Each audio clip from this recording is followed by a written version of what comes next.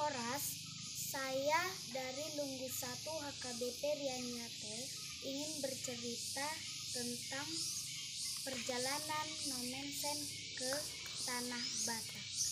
Nomensen adalah seorang tokoh pekabar Injil yang berkebangsaan Jerman yang terkenal di Indonesia. Nomensen dilahirkan pada tanggal 6 Februari 1834. Hasil pekerjaannya adalah berdirinya sebuah gereja terbesar di wilayah suku bangsa Batak Toba. Gereja itu bernama Kuria Kristen Batak Protestan. Sejak kecil, Nomensen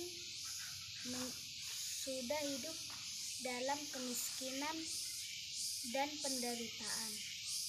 Sejak kecil, ia sudah mencari nafkah untuk membantu kedua orang tuanya. Ayahnya adalah orang yang miskin, melarat, dan selalu sakit-sakitan. Pada tahun 1864, Nomensen mengalami kecelakaan yang serius. Terpaksa ia harus berbaring saja di tempat tidur. Teman-temannya yang selalu datang dan menceritakan tentang pelajaran dan cerita-cerita, yaitu tentang cerita pengalaman-pengalaman pendeta yang memberitakan Injil kepada banyak orang, dan Nomensen sangat tertarik mendengarnya. Pada suatu hari, Nomensen membaca Yohanes 16 ayat 23-26, yaitu tentang kata-kata Tuhan Yesus, "Siapa yang meminta kepada Bapa di surga, yaitu Bapa akan mengabulkannya." Lalu Nomensen bertanya kepada ibunya, apakah kata-kata Tuhan Yesus itu masih berlaku atau tidak? Ibunya meyakinkan bahwa kata-kata Tuhan Yesus itu masih berlaku. Lantas, ia meminta ibunya untuk berdoa bersama-sama. Nomensen meminta kesembuhan dan dengan janji, jikalau ia sembuh, ia akan pergi memberitakan Injil.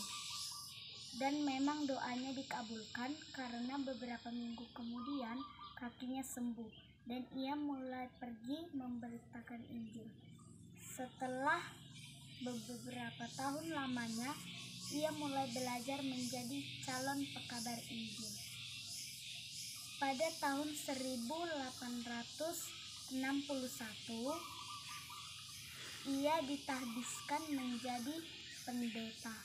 Ia berhasil mengumpulkan jemaatnya yang pertama di Huta Damai atau di Kampung Damai. Tahun 1873, ia mendirikan sebuah gedung gereja, sekolah, dan rumah sendiri. Sekali lagi, ia memindahkan rumahnya ke Huta Sigopar.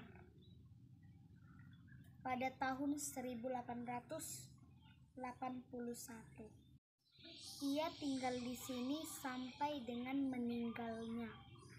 Ia meninggal pada tanggal 12 Mei 1818 di